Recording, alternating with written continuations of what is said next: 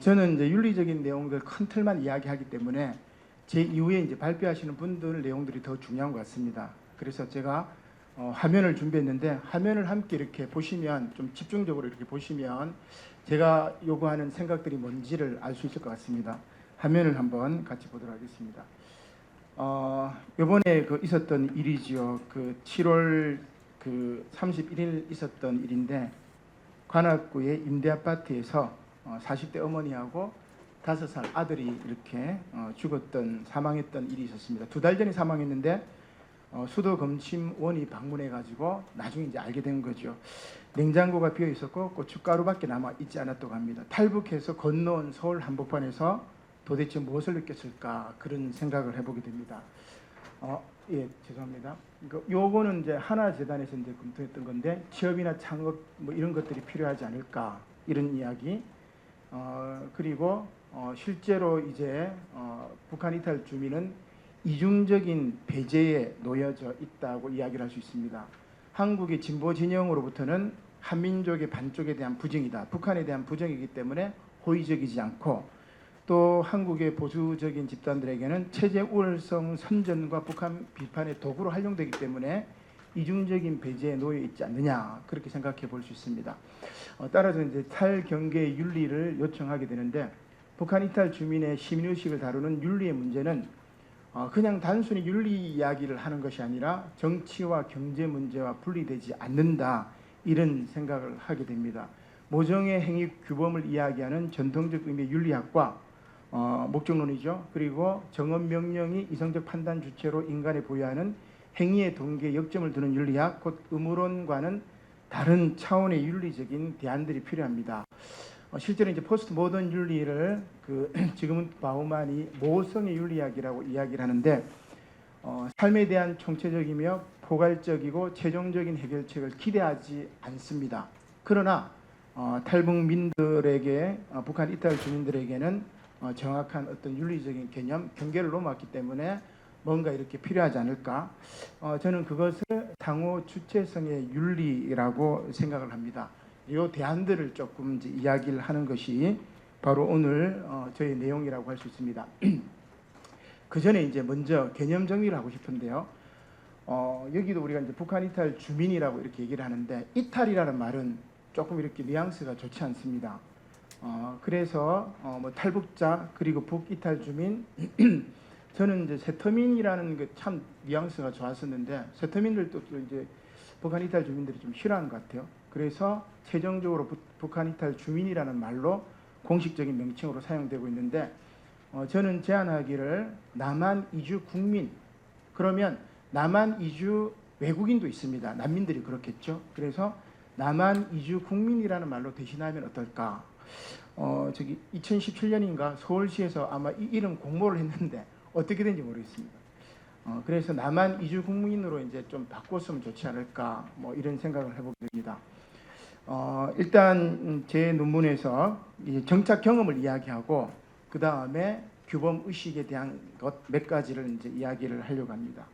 정착 경험은 4가지가 있는데 첫 번째는 외상입니다. 정착 후에 외상을 경험하게 되죠. 물론 이제 탈북하는 과정 중에서도 외상을 경험하고 상처를 경험하고 정착 이후에도 계속해서 외상을 경험하게 됩니다. 외상은 시도 때도 없이 의식 안으로 침투하기 때문에 침투적 기억이라고 이야기를 할 수가 있겠죠. 두 번째는 이들이 정착 경험 가운데 우울증적 주체가 형성이 됩니다. 왜? 남한 주민들에 의한 배타성과 차별로 인해서 우울증적 주체로 형성이 되죠. 우리 사회의 구조적 특성이 배타성에 기반하고 있습니다. 세계적으로 지금 그렇죠. 국가주의라든지 민족주의라든지 국민국가주의로 이렇게 바뀌는 어떤 세계적인 추세도 마찬가지고 또 이 배타성이라는 것들이 인간 존재의 어떤 한계가 아닐까 그런 생각을 해보게 됩니다. 세 번째는 탈북민 수저 계급론이 또 있습니다. 또 하나는 이제 2등 국민 뭐 이런 것들인데 2014년 오준 한국 유엔 대사가 연설을 했는데 북한 주민은 우리에게 남이 아닙니다. 이렇게 극찬했습니다. 이 말을 해서 극찬을 받았는데 그것을 들었던 한 탈북민이 이렇게 이야기를 그럼 우린 남일까요? 북한 주민은 남이 아닌데 탈북해서 남한에 살고 있는 북한 이탈 주민은 남. 근데 남을 넘어서서 이 그 뭡니까? 좀 더 나가면은 제일 밑에 보니까 불가촉 천민에 가까웠다고 이야기를 합니다. 그렇게 이제 생각을 하죠. 이게 이제 북한 이탈 주민들 탈북민의 수저 계급론과 2등 국민에 대한 인식들, 이것들이 우리 사회가 만들지 않았나.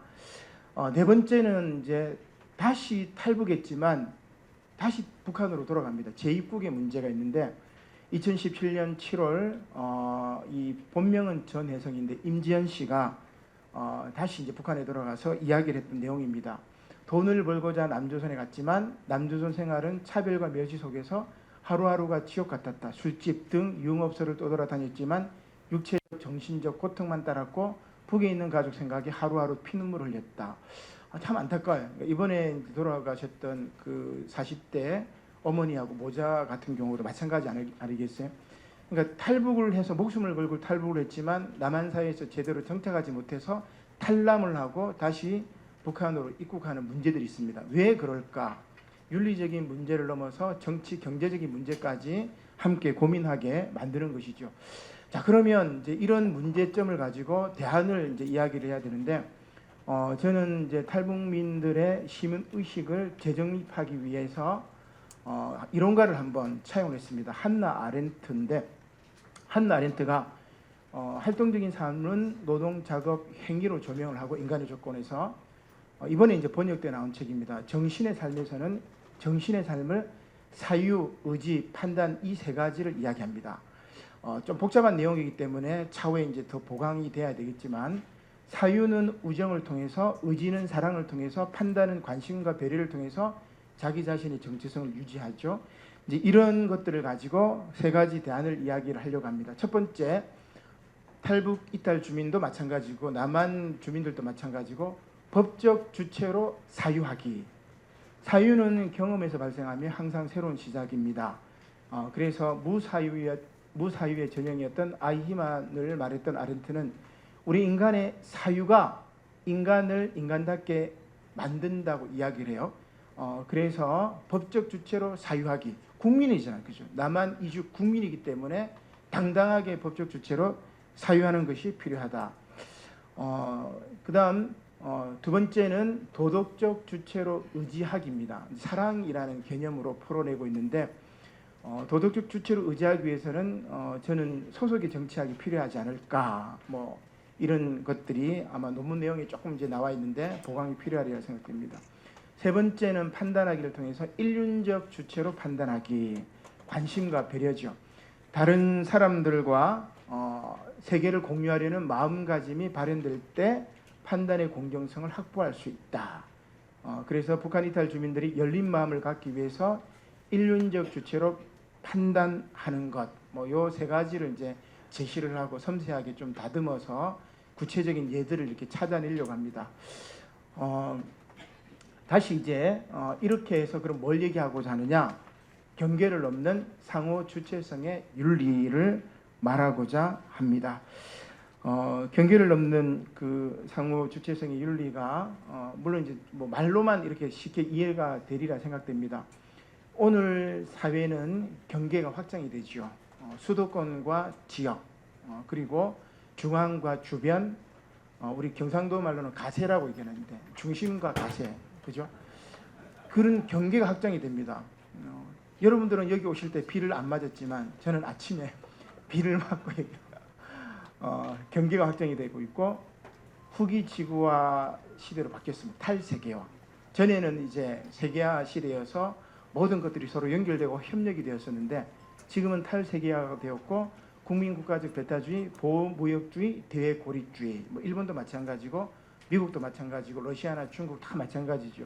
그런 것들은 결국적으로 윤리적으로 뭐를 도출하냐면 탈진실의 사회를 만들어내고 거짓의 시대를 개막시켜버립니다. 엄청나게 가짜뉴스들이 퍼지고 있죠. 이것들은 모두 다 탈세계화 때문에 경계가 확장이 되기 때문에 그렇죠.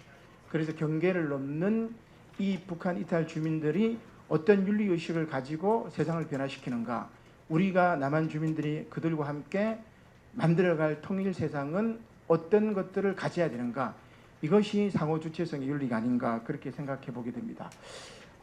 그래서 북한 이탈 주민들의 문제는 미시적으로는 한반도에 국한되지만 거시적으로는 탈세계와의 흐름 속에 어떻게 연대와 소통이 가능할까를 질문하는 물음이 될 것입니다.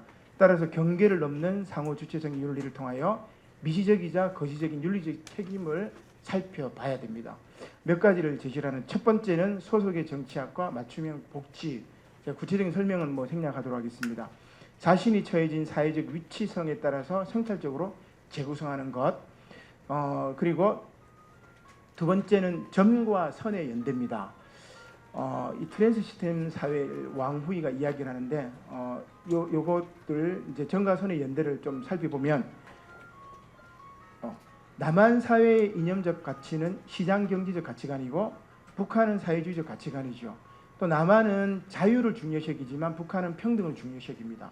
19세기의 그 세계사적인 이념이 자유였다면 20세기의 세계사적 이념은 평등이죠. 그러나 21세기는 이제 사랑. 그래서 프랑스 3세기에 보면은 자유평등 박애가 있는데 박애가 사랑이잖아요. 그 아모르 문디라고 아렌트가 이야기를 하는데 바로 이 사랑이라는 개념들, 이 세계 사랑이라는 개념들을 통해서 상호 주체성의 윤리를 만들어야 되지 않느냐 이런 것들입니다. 그래서 점과 선이 연대하고 서와 동이 연대하고 남과 북이 연대하고 점 그리고 서쪽 남쪽 그 다음에 지중해 세계 철학 이게 이제 서양 철학적 개념이고 아시아 세계 철학적 개념이 선과 동 그리고 북 이렇게 연결이 됩니다. 이제 이런 것들을 조금 이제 다듬었던 것들이 이제 글에 나오는데 마페졸리의 이제 신부적이라든지 이런 내용들이 좀 자료에 있습니다. 이거는 그냥 넘어가도록 하겠습니다. 종교의 문제에서도 마찬가지입니다. 경계 문화의 장이 바로 종교겠죠. 그래서 기독교의 역할들이 좀 중요하지 않을까 그런 생각을 해보게 됩니다. 넘어가도록 하겠습니다. 저는 이제 종교적인 문제를 조금 다루기 위해서는 바울에 대한 이야기를 해야 되지 않을까. 바울은 이렇게 이야기합니다. 새로운 피조물을 이야기하는데 이 세상적인 차이들을 무심하게 횡단하여 가로질러 가고 관습에 대해서도 모든 법리적 절차를 피하라고 주문하고 있습니다. 이게 바울의 세상이죠. 이게 보편적인 바울의 세상인데 이것들이 상호 주체성의 윤리의 어떤 핵심이 되지 않을까 생각해 봅니다. 마지막 결론입니다. 탈북민들은 최인훈의 소설 광장의 주인공 이명준처럼 아직도 광장을 마음껏 누리지 못하고 있습니다. 사회적 광장으로 초대받는데 실패한 이들이 자신이 어디에도 속할 수 없다고 깨달을 때 할 수 있는 선택이란 이곳이 아닌 다른 곳일 수밖에 없습니다. 다시 경계를 넘어가는 것이지요. 그래서 제가 처음 장면에 인용했던 글이 보면 이 다리 없는 새라는 글인데 고향은 북쪽이라는 아이디를 가진 탈북민의 이야기입니다. 세터민들도 인간이다 그런 이야기를 하는데 다리 없는 새라고 그 시 제목을 이야기를 했어요. 그래서 다리 없는 새가 아니라 건강하고 튼튼한 다리가 있는 새가 되는 것, 바다에도 빠지지 않고 저 하늘을 마음껏 경계해차하며 날아다닐 수 있도록 하는 것, 그렇게 만드는 것이 인간을 인간답게 존중하는 사회, 나아가 마음의 통일을 앞당기는 것이 될 것이다. 요 밑에 이 사진은 제가 부산에서 찍어온 사진은 아닙니다.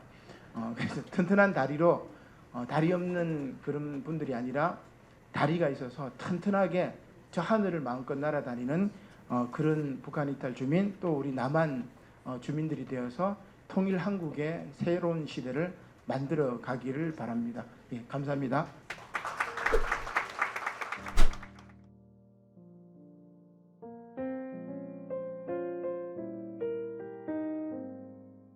제가 발표해야 되는 것을 보게 되면 이분들의 이제 가치관 그리고 윤리 교육 쪽에 이제 초점을 맞췄습니다.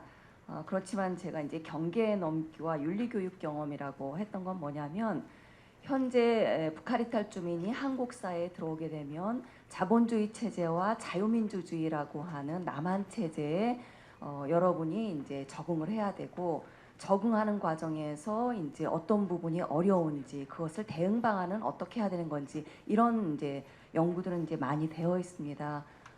그런데 이제 여기에 경계 넘기라고 했던 건 뭐냐면 한국 사회에 적응하기 위해서는 이 시점에서의 적응이기도 하지만 이 사람들이 태어난 어떤 북한에서 어떤 교육을 받았고 그것이 탈북이라고 하는 과정 그리고 제3국 중국에서 어떤 체류 과정에서 어떤 어려움을 느꼈고 그것을 어떻게 극복을 했는지, 그 이후에 남한의 입국을 다시 결정하고 이주하게 된 과정에서의 이분들의 가치관, 이것이 이제 상당히 이제 중요하다는 생각을 했습니다. 근데 이제 이런 그 시기마다의 이분들의 어떤 가치관의 갈등이나 내용들, 이런 것들을 알아야만이 더욱더 이분들이 정체성을 가지고 이제 정착할 수 있다는 생각을 했습니다. 그래서 이제 이 논문의 이제 주제는 어떻게 되냐면, 이분들은 탈북, 제3국 체류, 남한으로의 난민이자 초국적 이주자로서의 경험을 가지고 있고, 이렇게 경계 넘기와 이주 과정을 거치고 있으면서 정치사회적 관점에서 아니면 어떤 규범이나 가치관 문제로 이제 갈등하는 과정에서 이 가치관이 지속되기도 하지만 변화되기도 합니다. 그래서 각 단계마다 이분들이 어떠한 내용으로 갈등했고 그 윤리적인 내용이 무엇인지에 초점을 맞추어서 그것을 밝히고자 했습니다. 근데 이제 이것을 연구할 때 보통 가치관의 문제, 윤리 문제 하게 되면 어떤 획일적인 관점 또는 우리 사회가 가지고 있는 관점, 아니면 연구자의 관점이 들어가기 쉽습니다. 근데 제가 조금 초점을 맞추려고 했던 건 뭐냐면, 이분들 스스로 각 시기마다 어떤 해석을 내렸는가, 어떻게 생각을 하고 어떻게 인지를 하고 어떻게 극복을 하고자 했는가에 초점을 맞추고자 했습니다. 근데 이제 저의 의도와 달리 어떻게 나올지는 저도 진행 중이라서 조금 지켜봐야 될 것 같습니다. 이 연구를 진행하기 위해서 이론적 배경 및 선행 연구는 크게 세 가지입니다. 하나는 북한에서의 학교 교육 경험과 윤리 의식 형성과 관련된 연구입니다. 기존의 북한에 대한 연구들은 북한의 체제, 북한 정치 이데올로기, 북한 교육제도, 아니면 북한 교육 과정과 내용이 실제 북한에서 어떻게 가르쳐져 있는가, 공식 담론에 집중되어 있는 것이 주로 연구였습니다. 근데 최근에 들어와서 또한 대두되고 있는 게 뭐냐면, 정부가 요구하는 공식 교육 내용과 과정들이 실제 학교 현장에서, 교실에서 어떻게 진행됐는가, 실제 내용과 이 아이들의 내용은 다르거든요. 그래서 최근의 연구들은 미시적 학교 연구라고 해서 학교 안에서의 교사와 학생, 학생과 학생, 그리고 교사와 학부모, 이 관계 속에서의 그 정치 사상적인 내용이나 그 경제적인 내용, 이런 모든 것들이 어떻게 운영이 되어 있는가와 관련된 연구들이 이루어지고 있습니다. 그 내용을 담아 놓았습니다. 그리고 두 번째 선행 연구는 그 남한에서의 북한 이탈 주민의 교육 경험과 시민 의식 관련된 연구입니다. 근데 북한 이탈 주민들의 남한에서의 민주 시민 의식과 관련된 연구도 그렇게 많지는 않습니다. 근데 여기에 연구들도 두 가지 방향입니다. 첫 번째는 뭐냐면, 이 시민 의식이 지금 현재 갑자기 형성되는 게 아니라 북한에서의 이 시민 의식이, 그리고 이런 가치관이 어떻게 형성되어 왔고 그것이 한국에 왔었을 때 어느 정도나 영향을 미치는가, 여기 초점을 돼 있습니다. 그리고 또 하나는 이것이 약간 분절된 상태에서 한국에 입국하고 난 다음에 이분들이 민주시민 의식이 어느 정도나 형성됐는가, 어떤 부분에 어려운 점이 있는가, 그리고 이 부분들이 좀 더 잘 시민의식이 형성되려면 어떤 도움을 주어야 하는가, 이렇게 이제 크게 대별이 되어 있는데, 여기서의 이제 문제점은 이것인 것 같습니다. 뭐냐면, 이 민주시민의식이나 가치관이라고 하는 것이 그 한순간에 형성되는 것이 아니라 과연 개개인들의 윤리의식이 어떻게 형성됐고 어떻게 변화되고 있는 이 부분에 초점을 맞추지 않았습니다. 그래서 제 연구는 그 부분에 좀 초점을 맞추려고 했습니다. 세 번째 선행 연구는 북한 이탈 주민의 이주 이론, 그리고 경계 이론, 그리고 이제 생애사 연구와 같은 사례 연구에 초점을 맞췄습니다. 이 가치관의 형성이라고 하는 것은 외부에서 이제 강요되기 하기보다는 개인의 삶이라고 하는 것과 밀접하게 연계가 되어 있습니다. 그렇게 봤을 때 최근의 연구 경향은 이주 이론 쪽에 많이 가 있습니다. 근데 이제 기존의 연구들은 보통 이제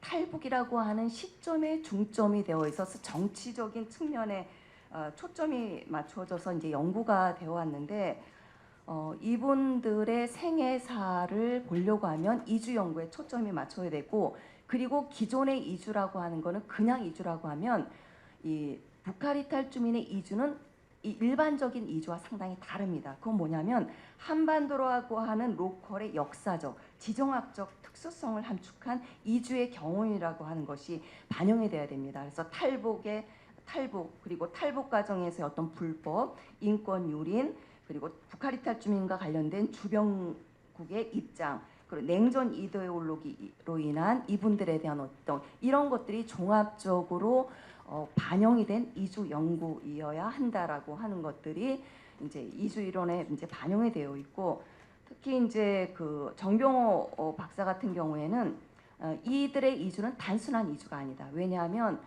국가에서 국가를 여러 국가를 왔다 갔다 하는 초국가적 이동이라고 하는 관점에서 봐야 된다는 연구도 있고 일부 연구자는 이제 경계 이론에서 연구하기도 합니다. 근데 요즘에 이제 저도 경계 넘기라고 하는 용어를 썼는데 최근에 경계라고 하는 것은 조금 복잡합니다. 보통 경계하게 하게 되면 국가와 국가를 놓는 이런 경계만을 생각하게 되는데 최근에 있어서의 경계라고 하는 거는 국경선이라고 하는 걸 좀 더 넘어서 문화적 계급적 차이가 드러내는 경계 또는 사회 구성원들 사이에 보이지 않는 어떤 경계 이런 것까지 포함하는 것들로 연구가 이루어지고 있고 제 연구는 이런 부분들을 반영하고자 했습니다. 그래서 이제 제 연구 방법은 기존 연구 방법과 더불어서 심층 면접을 좀 시도를 했었고 그와 관련해서 질문 내용은 방구조화된 표준화된 면답을 실시했는데 여러분들에게 너무 죄송한 건 뭐냐면 지금 심층 면접을 진행을 하고 있습니다. 근데 그 내용은 녹취를 풀어서 여기 담지는 못했습니다. 그래서 여기 담은 것들은 심층 면접을 하는 과정에서의 어떤 주요한 가치관과 관련된 키워드를 중심으로 해서 내용을 넣었고 그 세부적인 내용은 기존 사례 연구들의 내용을 실었습니다. 최종 내용들에는 모든 것이 반영될 것 같습니다. 결론과 관련된 키워드들을 조금 제가 좀 얘기를 하게 되면 단계별 윤리적 경험 내용과 특성에서 북한에서 특히 이제 북한 이탈 단계에서 윤리적 경험은 공식적인 학교 교육에서는 3대 세습 체제, 정당성, 지도자 우상화, 주체 사상, 집단 교육, 계획 경제 이런 것들이 다 작동하고 있습니다. 그렇지만 비공식 교육 경험에서는 그렇지 않다고 하는 것입니다. 그래서 이제 구체적으로 경제와 관련돼서는 북한의 배급주의 계획 경제가 부분적으로 작동하거나 작동하지 않는 것 그리고 시장 경제가 확대되는 것이 이분들의 가치관 윤리 형성에 상당히 중요합니다. 그래서 예를 들면 북한 체제가 월급을 주지 않고 식량 배급을 보장하게 되면서 가족이나 친척들이 아팠고 굶었던 경험 그리고 돈을 벌기 위해서는 규범이나 법과 제도를 위반할 수밖에 없었던 현실 그리고 돈만 있으면은 이제 먹고 사는 문제, 그리고 이동의 자유, 그리고 진학이나 직장에 우선 배치된 이런 경험들을 하게 됩니다. 그리고 이제 북한에서는 국가가 원하는 주체형의 사회주의적, 집단주의적 인간보다는 실제는 그 개인주의적 요소가 반영된 가치관을 형성하게 됩니다. 가장 대표적인 것이 남한 드라마를 형성하게 되고 특히 무엇보다도 개인의 진로와 관련돼서 진학을 하거나 직장을 배치할 때 국가가 배정하는 것이 아니라 경제적인 것에 의해서 직장이 배치된 이런 경험들이 개인의 좌절과 어떤 것들을 고민하게 됩니다. 그리고 또 하나는 우리가 보통 북한에서는 가족이 중요하지 않다라고 하는데 실제 면접에 의하게 되면은 개인의 먹고 사는 문제를 국가가 보장하지 않게 되면서 결국 가족이 너무나도 중요하게 됩니다. 그래서 가족에 대한 가치, 책임의식 강화라고 하는 것. 그래서 결국 이제 이런 가치관이 변화가게 되고 국가관과 관련돼서의 탈북 직전에 이분들이 갖게 되는 건 뭐냐면 국가는 인민을 먹여 살리는 것이 국가다. 근데 인민을 먹여 살리지 못하는 국가가 무슨 의미가 있느냐라고 하면서 국가 간의 변화. 그리고 특히 이제 개인과 관련돼서는 결국 개인의 진로 문제와 관련돼서 북한에선 희망이 없다. 좀 더 나은 삶을 위해서 가족을 먹여 살기 위해서 탈북을 하게 되는 가치관의 변화가 오겠습니다. 그럼 이제 두 번째가 생존 단계, 탈북과 더불어서 중국 체류 과정에서 윤리적 경험을 보게 되면 무엇보다도 첫 번째는 사회주의와 자본주의에 대한 인식의 변화를 둘 수 있습니다. 한 분은 이렇게 얘기합니다. 중국에 체류하면서 중국은 사회주의 국가가 아니라 미국이나 한국보다 더 지독한 사회주의 국가였다. 사회적 소수자를 위한 최소한의 보호 장치도 없는 중국은 돈에 의해서 굴러가는 대륙이다라고 하는 가치관의 변화. 그리고 중국에 있으면서 돈이면 무엇이든지 해결되는 배금주의 시장 경제 형식을 목도하게 됩니다. 바로 뇌물에 의해서 국경을 넘나들었고 인신매매가 되고 중국에 있으면서 북한의 가족에게 돈을 보냅니다. 그리고 북한에서 중국에 있을 때 잡히기도 합니다. 근데 돈을 내고 나오게 되는 이런 경험들을 2번, 3번씩 경험한 분도 있습니다. 그리고 이제 무엇보다도 불법 월경과 불법 체류자로서의 법 위반 경험을 통해서 국가, 국민권에 대한 긍정적, 부정적 의식을 하게 됩니다. 뭐냐면 중국에 가게 되면서 국가가 너무나도 소중한 걸 알게 되는데 근데 북한이라고 하는 국가 왜 나를 책임져 주지 못했지? 라고 하는 생각과 더불어서 두 번째는 중국에서 아무리 결혼을 하고 자식을 낳았다고 하더라도 국민권이 없이는 북한에 잡혀갈 수밖에 없는 이런 경험 속에서 한 국가의 시민으로서 떳떳하게 살기 위해서 나만 있고 나만 시민권 습득의 필요성을 유지하게 됩니다. 그리고 또 하나는 이제 윤리와 관련돼서는 생존 안전이라고 하는 인간의 기본권이 위협받는 경험 속에서 개인의 좌절과 자기 회복이라고 하는 두 가지를 같이 경험하게 됩니다. 그래서 불법 체류, 구금, 강제 송환으로 인한 생존권 위협 속에서 그리고 또 하나는 이제 중국 체류관에서 중요한 건 뭐냐면 그러니까 집단 타인을 존중하는 도덕 경험이 오히려 자신에게 생명에 위협이 되는 경험을 하게 됩니다. 또 하나는 이웃이나 동네 사람들에게 체포되고 하는 경험을 통해서 이웃을 믿지 못하는 이런 경험들도 하게 되고 또 하나는 이렇게 가정 내 체류 과정 속에서 결국 나는 홀로서기를 해야 되겠구나. 그리고 삶의 탈출구를 모색한 이런 과정 속에서 탈출과 저항과 인내 이런 것 속에서의 어떤 자기 의식을 이제 고민하게 됩니다. 이제 남한 이주 단계를 이야기를 하면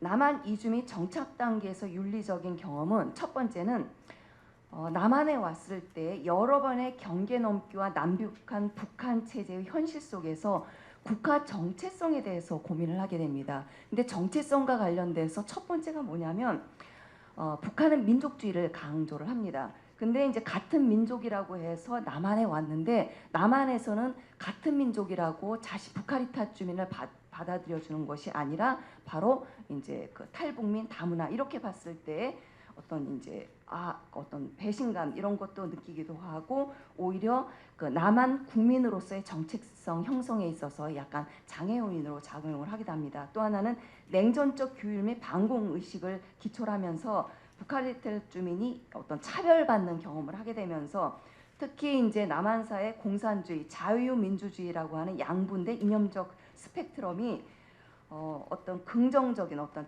주체적인 어떤 국가 간 형성에 있어서의 어떤 장애 요인으로 작용을 하고 있습니다. 두 번째 경제관과 관련돼서는 자본주의에 대한 인식과 시장 경험에 대한 인식입니다. 무엇보다도 이분들은 자신이 일한 만큼 대가가 주어지는 자본주의라는 사회라는 데 대해서 커다란 어떤 신뢰를 갖게 됩니다. 그리고 또 하나는 북한이나 중국에서 어떤 한 시민으로서의 바로 서는 경험을 할 수 없었기 때문에 남한에 왔을 때 자신이 지위를 상승할 수 있는 유일한 통로는 돈을 버는 것이다. 그렇게 해서 여성으로서 또는 낮은 학력이나 사회적 지위 안에서 본인이 상류층이나 중상류로 올라갈 수 있는 유일한 수단은 바로 돈을 버는 것이다라는 이런 것. 바로 이런 속에서 지나친 배금주의, 경제력 확보를 위한 이런 것들이 잘못 어떤 다단계라든지 법 위반이나 경제부적응 이런 것들이 연관될 수가 있습니다. 그리고 이제 또 하나는 남한 정착 과정에서 이어지는 북한 제3국 체류 가족에 대한 염려, 생계 지원. 그래서 남한 정착과 관련돼서 공식적으로는 이제 어떻게 보면 북한이나 중국에 있는 가족에게 소식을 전하거나 생계비를 송금하는 건 불법입니다. 불법임에도 불구하고 가족과 관련돼서 이제 이런 것들을 데리고 오는 이런 경험들을 하고 있습니다. 그렇지만 경계를 넘나들면서 다양한 경험 속에서 경계인으로 습득했던 이런 초문화적 자본이라고 하는 것들을 긍정적으로 활용하는 것들이 필요할 것 같습니다.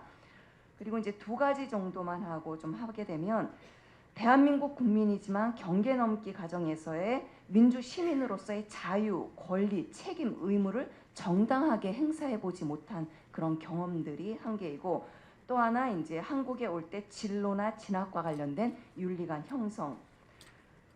이제 마지막을 두 가지만 이야기를 하고 끝내려고 합니다. 제가 이제 윤리교육 경험과 관련돼서 이 어려운 과정에서 과연 어떻게 본인이 이것들을 극복해 온 것 같습니까? 그리고 현재 이 한국사에서 살 수 있도록 했던 동력은 무엇인 것 같습니까? 라고 질문했을 때 두 가지였었습니다. 하나는 뭐냐면 나에 대한 어떤 것인지 모르겠지만 최소한의 가족에 대한 것, 그리고 사회 기본적으로 지켜야 대한 윤리, 책임의식, 인권, 이런 것들, 그리고 그 안에서의 최소한 내가 해야 될 어떤 윤리의식으로 뭔가 나 자신을 지켜왔던 것 같다. 이런 것이 첫 번째였고, 또 하나는 종교였습니다. 너무나 많은 어려운 고통 과정에서 그 초월적인 존재, 종교가 있었기 때문에 나에게 피해를 줬거나 나에게 뭔가 상처를 줬던 사람들에 대한 용서를 할 수 있었다. 그리고 나 자신을 용서하고 내가 바로 설 수 했었다라는 이런 이야기였습니다. 근데 이제 저는 만나보지 않았지만 또 하나의 경우는 살을 못했으나, 그 뭐냐면 이렇게 종교도 아니고 자기 자신에 대한 어떤 강한 책임감도 아닌 경우는 어떤 자포자기나 어려움, 그런 것들이 아까 얘기했던 그 주민이 이제 이렇게 모자가 이렇게 갔었던 이런 사례가 결국 자기 삶을 놓아버렸던 이런 것이 아니었는가라는 생각을 합니다. 예, 감사합니다.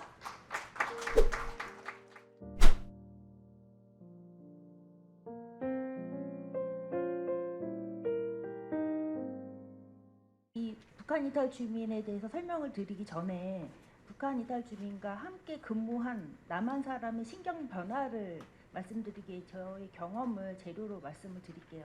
여기 계신 선생님들 아마 북한 그리고 북한 이탈 주민에 대해서 관심이 많은 분들이니까 아마 여기 오셨을 거예요. 그러니까 아마 이분들을 만나서 이야기도 나눠보셨을 테고 또 같이 일해본 경험이 있는 분들도 계시겠죠.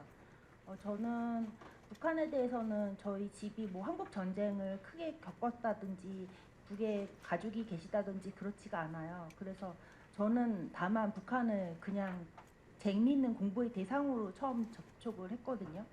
학부 때 북한 이탈 주민하고 같이 체육대회를 하면서 처음 이제 운동장에서 만나본 게 그들과의 거의 첫 번째 만남이에요. 그때 북한 이탈 주민하고 축구를 하면서 저희 남자 선배들이 축구를 하다가 어깨가 부러지고 다리가 부러지고 막 그래가지고 북에서 오신 분들은 굉장히 거칠게 축구를 하시나 뭐 그런 게 저의 첫 번째 인상이었어요.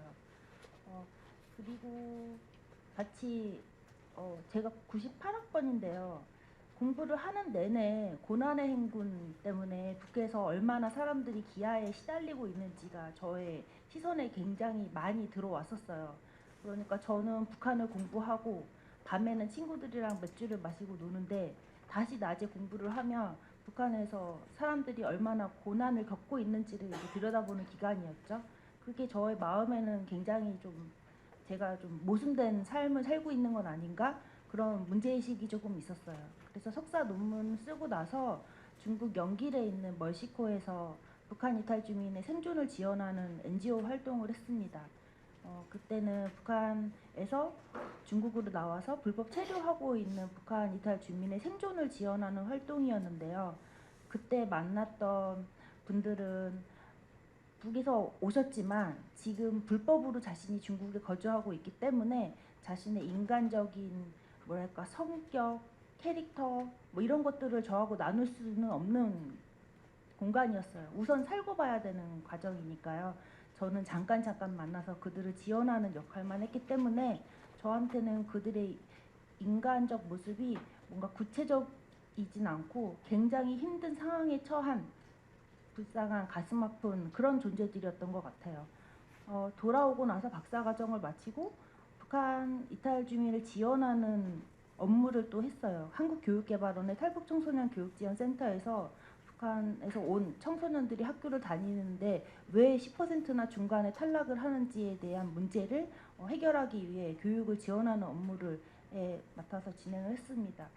그때 저한테는 북한 이탈 주민이 처음으로 입체적인 존재로 다가왔던 경험이 되었어요. 누구도 아닌 저하고 같이 일하는 동료가 북한 이탈 주민이었던 거죠. 저는 그랬어요. 북에서 아무리 오래 살았어도 남한에 온 이후에 한 10년, 15년을 지냈으면 저하고 별 다름없이 이야기를 나누고 동료로서 관계를 맺을 수 있을 것이라고 상상을 했는데 일을 하면서 모호하게 부딪히는 순간을 자꾸 만나게 된 거예요. 예를 들면 제가 예상하지 못했던 지점에서 이분들이 부당함을 요구한다든지 아니면 저하고 말을 나누면 나눌수록 이분들이 오히려 더 답답해한다든지 예를 들면 그런 거였어요. 너는 왜 그렇게 양심이 없냐? 이런 말씀을 해요. 제가 같이 회사 생활에서 일을 하면서 양심이 없을 일이 뭐가 있겠어요. 제가 그 사람의 지갑을 가져간 것도 아니고 뭐 못되게 한 것도 아니고 내가 일을 조금 하겠다고 말한 것도 아니고 근데 그분이 말한 양심은 제가 생각하는 양심이랑 글자가 틀린 거예요. 그들은 양심을 그냥 남에게 손해를 끼치는 정도의 수준이 아니라 자신을 아주 헌신하는 것을 양심이라고 배우는 거죠. 북에서의 도덕 규범이 그러한 거예요. 그런 것에 대해서 저희가 이해가 없으니까 제가 아무리 북한학을 공부했어도 박사과정까지 공부를 했어도 그 말을 서로 이해하지 못했던 거죠. 저는 이 문제의식을 가지고 어떻게 북한 이탈 주민을 이해할 것인지 이제 숙제로 안고 다시 학교로 돌아와서 학위 논문을 썼습니다. 그때 제 학위 논문의 연구 개념이 경계인이었어요.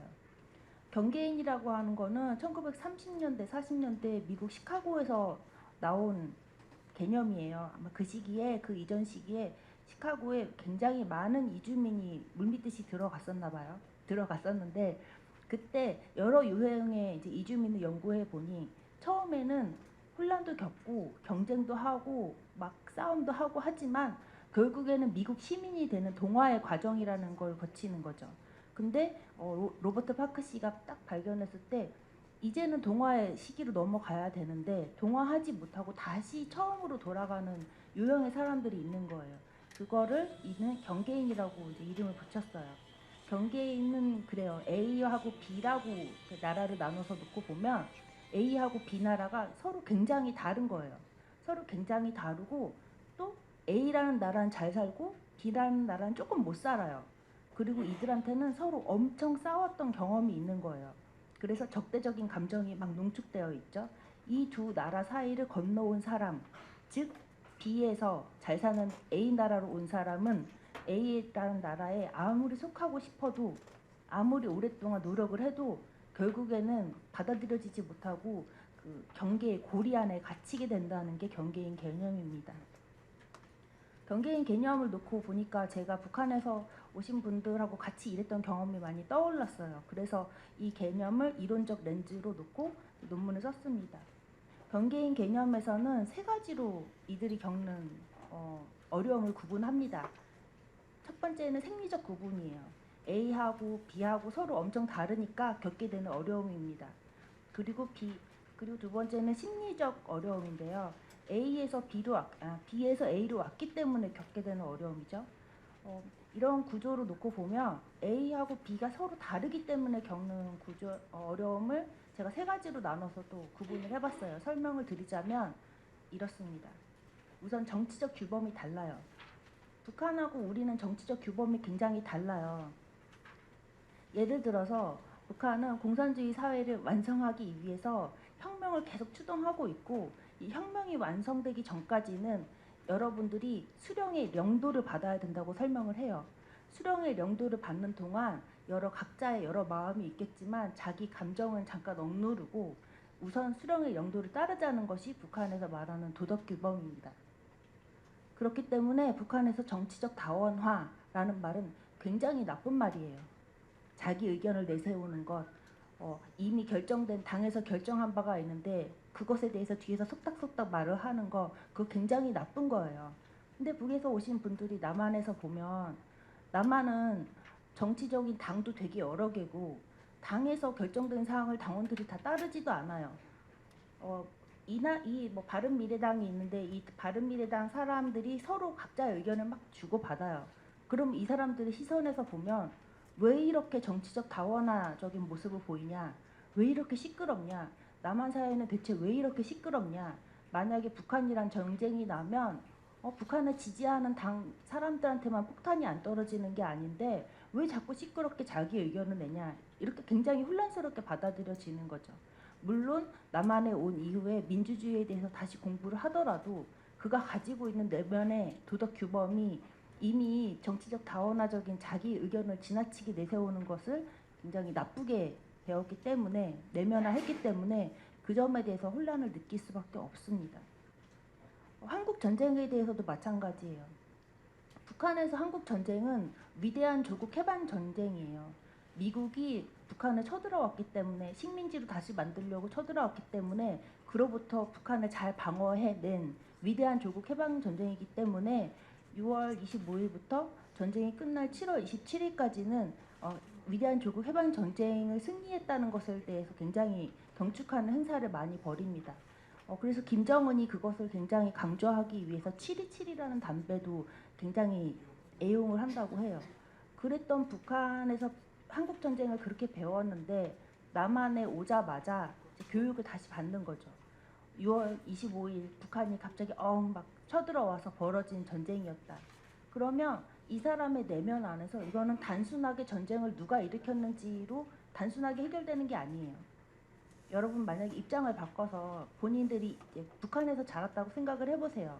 북한에서 내가 자라면서 고난의 행군도 겪었는데 그들이 나에게 항상 지금은 미국이 또다시 우리를 식민지로 만들기 위해서 압박하고 있기 때문에 잠깐 우리 견뎌야 돼. 수령의 명도를 받으면서 견뎌야 돼. 견뎌야 돼. 왜냐하면 또 언젠가 우리를 쳐들어올지도 모르니까.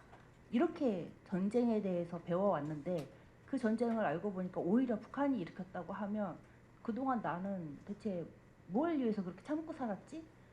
자기 인생의 기본이 많이 흔들리는 거예요. 그런 식으로 북한에서 남한으로 온 이후에 겪게 되는 혼란의 과정이 굉장히 우리가 생각했던 것보다 더 많이 진행이 됩니다. 예를 들면 경제적인 규범도 달라요.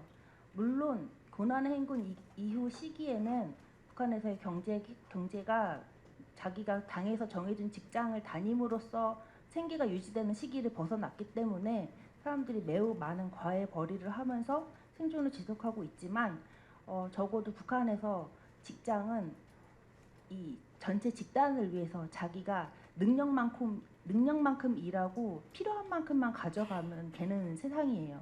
그래서 내가 아무리 돈이 많아도 혼자서만 멋지게 입고 다니고 이렇게 잘난 척하면 나쁘다고 배우단 말이에요. 근데 남한에 온 이후에는 내가 여러분들 직장에서 일해 보시면 알겠지만 당신이 일하고 있는 게 국가를 위해서 얼마나 위대한 일인지 설명해주는 직장은 없잖아요. 그냥 가면 자세히 내가 무슨 일을 해야 되는지도 모르는데 막 그냥 닥쳐서 하게 되는 거죠. 그래서 이분들이 느끼는 직장에서의 규범이 굉장히 다른 거예요. 그리고 북한에서 직장 규범의 가장 중요한 것은 위에 사람이 아래 사람한테 어머니와 같은 감정으로 가르쳐 주라고 나와 있어요. 그러니까 내가 만약에 회사에서 모르는 점이 있으면 윗사람한테 물어보면 되는 거예요. 내가 이거 하는데 부족한 점이 있다. 어떻게 해야 될지 모르겠다. 근데 남한 사회에서는 그렇지 않아요. 저도 일해봤지만 모르겠다고 얘기하면 화내고 알아서 해가야 되고 약간 이런 구조인 거죠. 이들이 느끼기에 남북한의 직장 내 문화가 굉장히 달라요.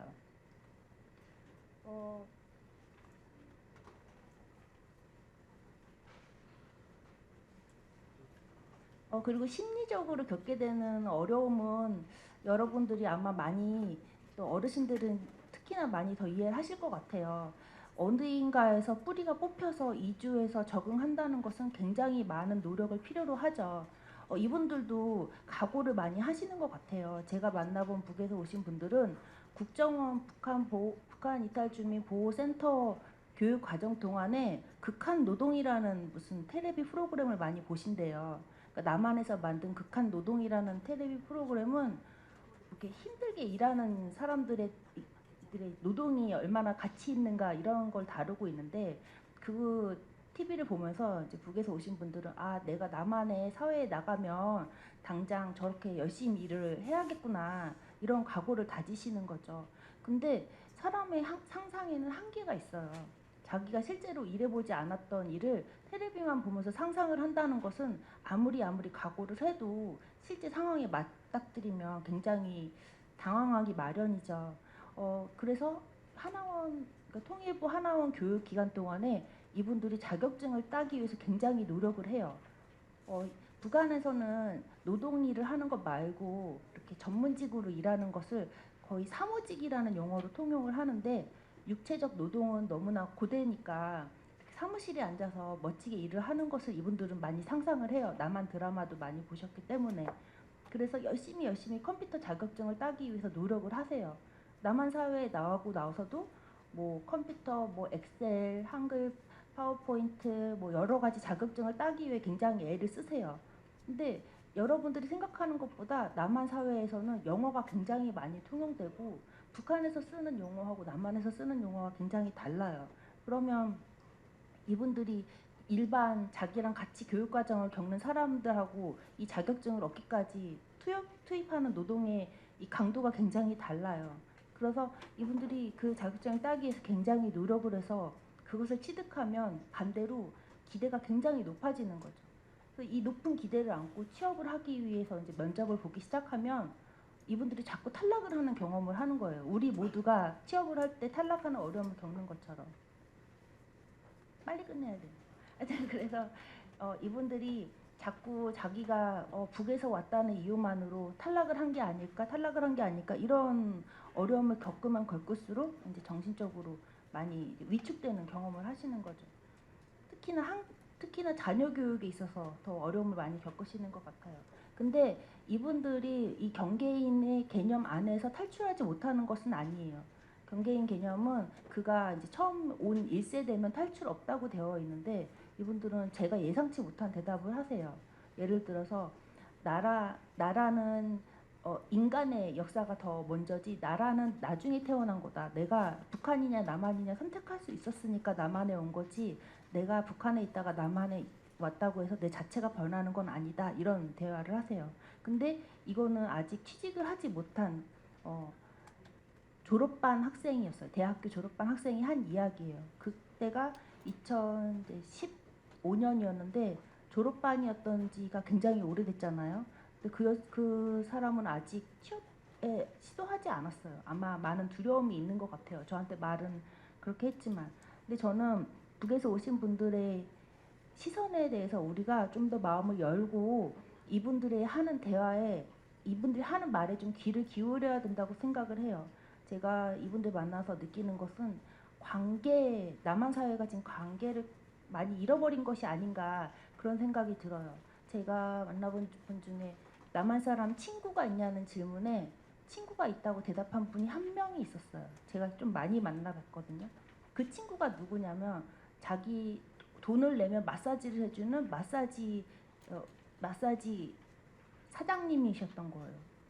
그거 말고는 친한 친구가 있다고 말씀하신 분이 없었어요. 그리고 굉장히 섬처럼 북한 이탈 주민들끼리만의 사회를 펼치고 있고 북한 이탈 주민 안에서도 서로 긴밀한 관계를 맺고 있지 않다고 느꼈어요. 왜냐하면 남한 사회에서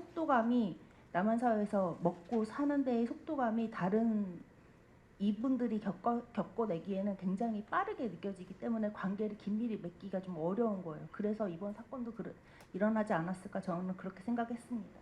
감사합니다.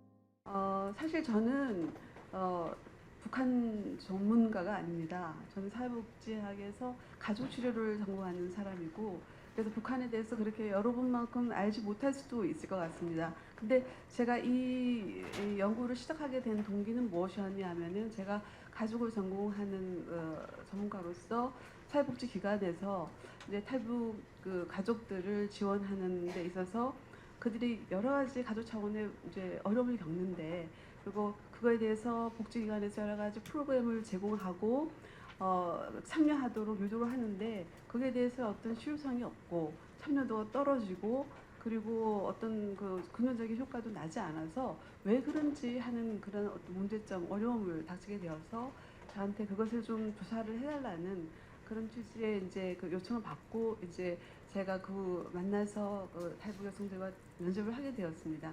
이제 그 동기로 시작했는데 그분들과 대화를 나누는 과정은 그분들의 어떤 삶의 여러 가지 모습들을 다가가는 것이었고 사실 제가 그 탈북 그 여성이라든가 북한 이탈 주민에 대해서 잘 모르는 상태에서 그러한 이제 여성들을 만나면서 대화를 하면서 사실 저는 상당히 많은 쇼크를 받았습니다. 그분들의 삶의 여러 가지 양상들에 대해서 특히 이제 남성 교제라든가 결혼을 이루는 그런 과정이라든가 자녀를 다루는 그런 관계에 대해서 제가 기존에 갖고 있었던 상식적인 우리가 생각하기에 상식적이라고 생각할 수 있는 그런 많은 그런 어떤 기준하고 다른 모습을 보여서 이들 제가 이제 북한이라고 하면 상당히 전통적이고 보수적이고 도덕적이라고 하는 저의 편견이 있었는데 아닌가라고 하는 상태에서 제가 질문을 갖고 의문을 갖고 또 호기심을 갖고 이제 그분들의 삶의 이제 궤적을 쭉 훑는 그런 면접을 하게 되었습니다. 그래서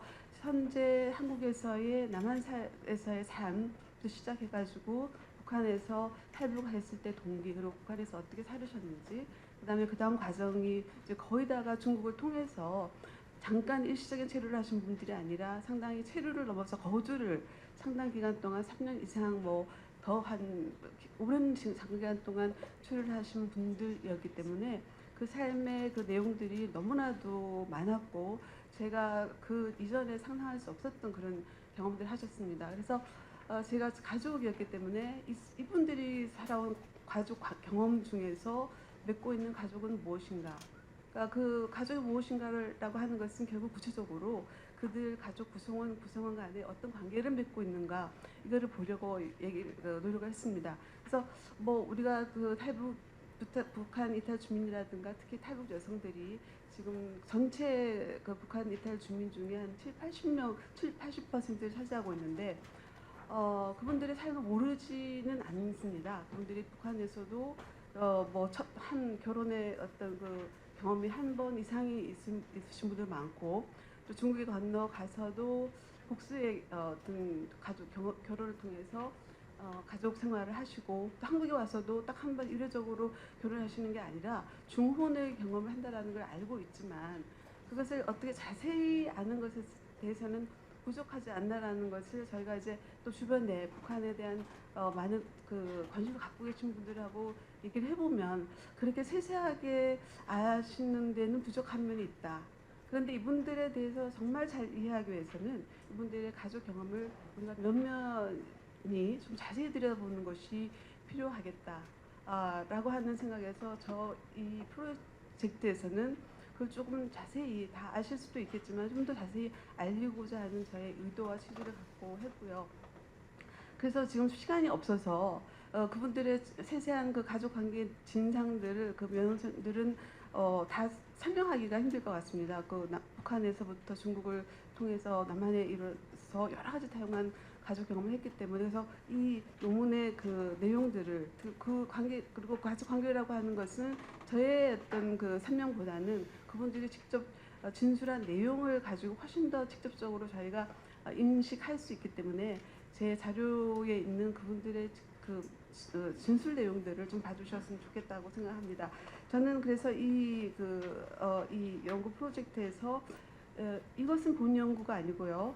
하려고 하는 것은 이제 가족 윤리, 가족 규범이기 때문에 가족 정체성이 무엇인지를 통해서 그들이 갖고 있는 가족 윤리를 조금 더 심층적으로 연구해서 이 남한 사회에서 우리가 그래도 보편적으로 가족은 이래야 된다라고 하는 어떤 그것이 있지 않습니까? 그 속으로 우리가 함께 갈 수 있도록 하기 위해서는 어떤 식으로 도와줄 수 있는 방안들이 있을까 하기 위해서 가족 정체성을 좀 알아보겠다라고 하는 취지를 갖고 있고 그것을 위해서 가족 성원간 그 탈북 여성들이 누구와 의미 있는 관계를 맺고 있는지 그 관계 안에서 어떤 위치를 차지해야 하는지 그리고 그 관계와 위치를 유지하는 것이 본인들에게 어떤 의미가 있는지라고 하는 카테고리 속에서 가족 정체성을 파악하고 그걸 가지고 그분들의 가족 규범과 윤리가 어떻게 정립되고 변화되고 앞으로 정립될 수 있을지를 모색을 하려고 합니다.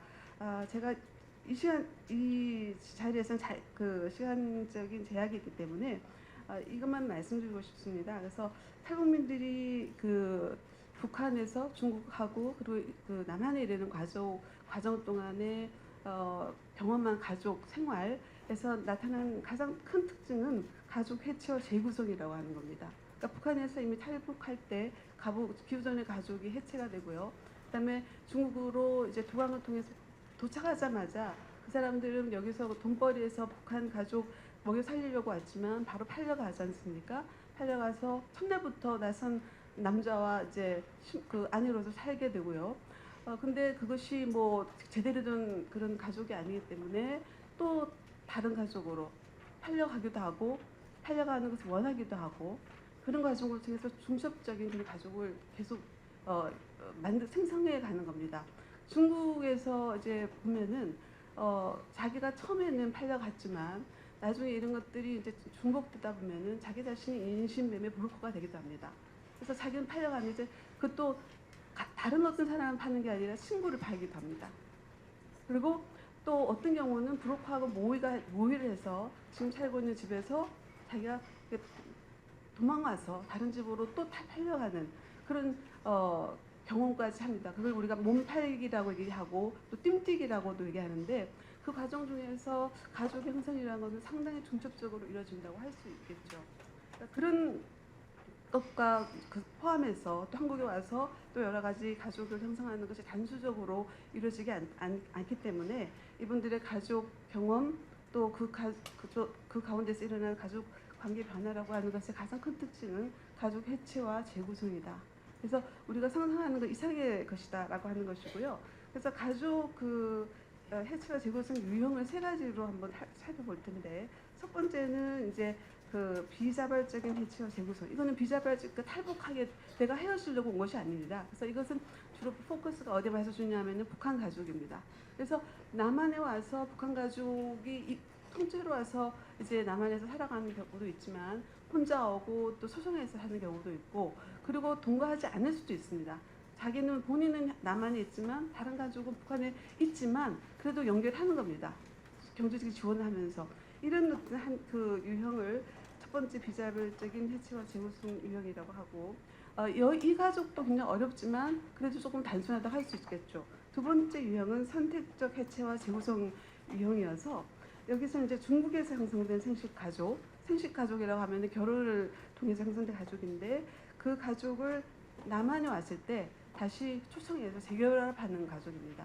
이것만 해도 우리 의식 속에 상당히 복잡하다고 할 수 있는데 그래도 이것은 이미 기존에 한번 가족이 한 경계를 뛰어넘어서 다시 재결합하는 것이니까 또 약간의 가장 복잡한 가족 경험보다는 좀 덜하다고 할 수 있는데 세 번째 유형이 아노미적 해체와 재구성 유형입니다. 이것은 자발적 및 비자발적인 부부의 생식 가족을 형성하고 상당히 우리가 상상하기 어려울 정도의 복수의 가족이 형성되고 그렇게 됐을 때 그 탈북에서 한 사람이 이렇게 연결되는 가족이 상당히 많습니다.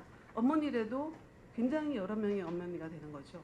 여러 가족의 아내라고 하더라도 여러 가족의 아내가 됩니다.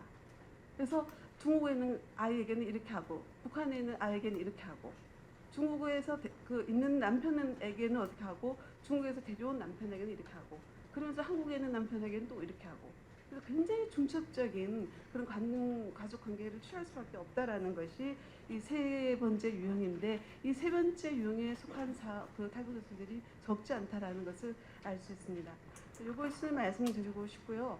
그다음에 이제 가족 북한에서와 중국에서와 남한에서 가족 관계 중에서 가장 특징되는 것만 제가 말씀드리겠습니다. 북한에서는 이분들의 가족 생활 중에서 가장 특징적인 것이 부모로부터 어떤 양육 역할이라든가 이런 어떤 양육 경험이 없습니다. 부모하고 정서적인 그런 경험을 받아본 적도 없고, 그냥 부모는 그냥 밥만 먹여주고 자기들이랑 뭐 정서적인 그런 대화를 해본 적도 없고 진로와 학업에 대해서 어떤 도움을 주는 사람도 아닙니다. 그래서 부모는 그런 존재라고 하는 것을 북한 가족 생활을 통해서 가지고 있었고, 그리고 그것이 지금 중국은 별로 문제가 안 되지만 남한에 와서 부모의 역할이라고 하는 것이 다르다라고 하는 것을 상당히 부딪히는 그런 모습을 당했을 때 이제 이것이 이 사람들의 이제 기존에 갖고 있 갈등을 함과 더불어서 이제 자기 성찰을 하게 되고 변화하는 과정을 겪게 되는 것입니다. 그래서 북한에서는 가장 중요한 것이 부모로부터의 별 어떤 정서적인 유대감을 가질 만한 경험이 없었고, 그것으로부터 어떤 부모의 역할에 대한 어떤 그 모델링이 없다라는 것이 가장 이제 특징적인 것일 것이고요. 그다음에 이제 그 부모와 그다음에 그 부부의 남편과의 관계에서도 상당히 부정적인 측면이 많고, 그리고 자녀에 대해서도 굉장히 북한은 굉장히 신비화된 모성을 강요하는 사회라서 잘 하지는 못해도 자기 자식을 잘 키우고자 하는 열정은 있지만, 그러나 이제 이게 식년령과 더불어서 생계 책임자로서 이제 그 전선에 나서게 될 때는 이 모성의 위기를 직면하게 된다는 것도 굉장히 특징적인 그런 양상인 것 같습니다. 그래서 봤을 때 이미 이제 이것은 모든 북한 여성들에게 해당하는 것도 아니고 우리 남한 땅에 온 모든 탈북 여성들에게 해당하는 건 아니지만, 그래도 많은 일부의 탈북 여성들은 이미 탈북하기 이전에 북한 가족에서 굉장히 가족 자체가 와해되고 해체된 경험이 있었다. 그러니까 이것 때문에 오히려 탈북하지 않았겠느라고 우리 생각할 수 있습니다. 그래서 제가 면접한 분에게도 질문을 드려봤는데, 만약 가족 관계가 괜찮았다면 그렇게 먹고 살기 수준 어려운 지경에서 그래도 탈북했겠느냐 하고 질문했는데, 만약에 가족이 괜찮았다면 안 했을 거라고 하는 겁니다. 그러니까 여기 오신 많은 분들이 이미 그 북한의 그 함경북도, 그러니까 그 북한 사회에서 변방의 어떤 정치적인 사회적 보호를 받지 못한 그런 곳에 계셨기 때문에 이미 가족적인 차원에서도 많은 어떤 해체의 그런 양상 속에 있었던 분들이라고 하는 것을 우리가 생각을 해야 될 것 같습니다. 중국에 왔을 때는 아까 말씀드렸다시피 하루 그냥 도강과 더불어서 팔려가고, 그래서 그분들은 삶을 통해서 뭐를 인식하냐면은 결혼은 나의 생존을 위한 도구다라는 겁니다. 이것은 그냥 우리가 생각하는 결혼이 아니고 남편이 아니고 아내가 아니고 아이가 아닙니다. 그래서 결혼은 내가 이곳에서 이거 아니면 살아갈 수가 없습니다. 아무것도 나를 지지해 주는 곳이 없지 않습니까? 그래서 여기에서부터 북한에서도 그런 경험을 갖고 왔는데 중국에서는 더더군다나 가족이 무엇인가에 대한 인식이 이제 계속 살아가면서 생길 텐데, 남편은 이런 것이고 아내는 이런 것이고 가족은 나의 생존을 위한 하나의 도구일 뿐이라고 하는 생각을 갖게 되는 겁니다. 자, 그렇게 해서 이제 남한으로 와가지고 이제 생활하는 경우에서 제가 여기서 보면은 중국인 남성의 그 배우자인 과정과 한국인 남성이 부회장 그 가족을 따로 했는데 이것이 양상이 다르기 때문입니다. 그래서 중국인 남성과는 재결합의 문제를 다루고요. 한국인 남성과 이제 하는 경우에 굉장히 많은 것들이 있습니다. 그러면은 금방 교제하고 애를 임신하고 이제 결혼하는데 우리가 생각하는 그런 과정이 아닙니다. 그냥 사귀고 그냥 임신하고 임신했다고 해서 결혼하게 될 생각도 없고 혼인 신고를 해야 되겠다는 생각도 없고 혼인 신고 왜 했어? 이혼하기 힘든데 이런 생각이 있습니다. 그러니까 이런 것들 이제 그 이야기가 힘들지만 제 논문에 있는 진술을 좀 보시면 좀 이해하실 것 같습니다. 자, 그렇게 해서 여기 와서 여러 가지 이제 갈등 상황에서 이 사람들이 부딪히지 않습니까? 자녀와의 관계라든가 양육이라든가 부부 관계라든가 그걸 이제 부딪힐 때 이분들이 자기가 지금까지 살아왔던 삶을 성찰하면서 그 어떤 여러 가지 갈등들을 해결하려고 노력합니다. 이 과정에서 제가 이분들의 삶이 남한에 왔을 때 이 기회는 굉장히 귀중하구나. 그래서 이것이 끝이 아니구나. 그래서 중국에서 그렇게 형성되었는데 남한의 새로운 사회에서 이분들이 충분히 달라질 수 있다는 것을 보게 되었던 것 같습니다. 그래서 시간이 이제 다 돼서 저는 이제 세 가지만 잠깐 말씀드리면, 이제 이분들의 그 탈북 여성님께 그 가족이 가족 해체와 그다음에 재구성을 통해서 이루어진 것이고, 그래서 이 가족들 그런데 이것이 말하자면 그 시간의 선상에서 보면은 하나가 해체되고 하나가 또 구성하는 게 아니라 입체형으로 한 시점에 여러 가지 이제 가족이 이 여성의 그 해분 여성을 중심으로 이루어져 있는 입체형의 중첩적 가족이라고 하는 것이고요. 그래서 북한 이탈 주민의 어떤 정체성을 이제 연구한 논문에서 이분들의 정체성이 굉장히 이주 경험 속에서 또 다양하니까 실존적인 정체성이라는 개념을 가지고 접근했는데 이 분들의 가족 관계에 이런 복잡한 그런 양상들도 실존적인 정체성의 개념을 통해서 볼 수 있겠다. 그러니까 탈존이라든가 내존이라든가 그다음에 사회 존재라고 하는 개념을 적용시키면 훨씬 더 잘 이해할 수 있겠다라는 것을 저희가 말씀드리고 싶고요. 그리고 이제 우리가 윤리 규범을 얘기하는데 이분들은 우리는 일상적인 어떤 삶의 경험을 가진 사람들이지만 이 사람들은 초일상적인 경험을 가졌다고 봅니다. 그래서 북한에서는 생계 윤리가 그다음에 중국에서는 생존 윤리가 이분들이 갖고 있는 도덕적 원리 그 뛰어넘어서 그런 작동을 했기 때문에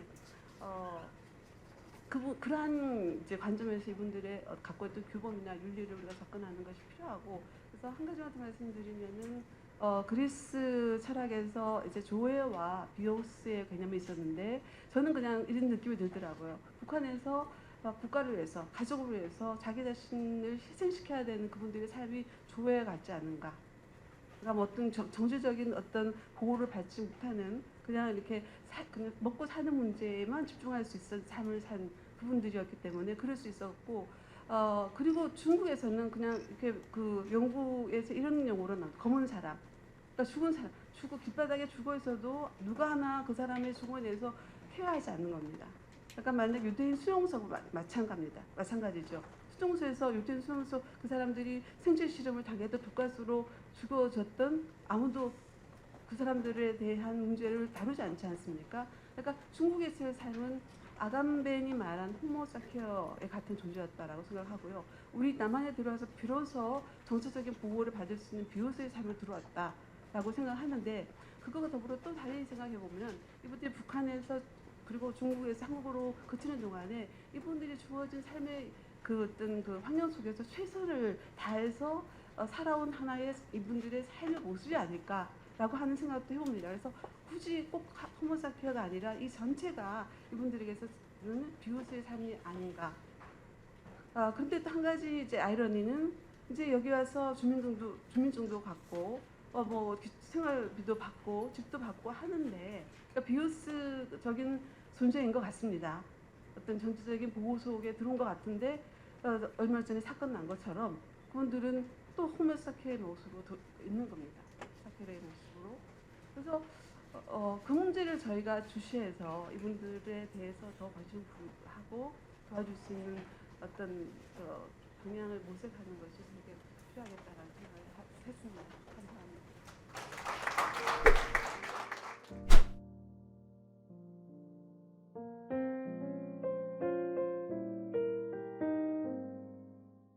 연구 프로젝트에 오게 될 때 제가 이제 우리나라의 대중문화랄까 혹은 이제 미디어와 관련한 연구들이 필요하다.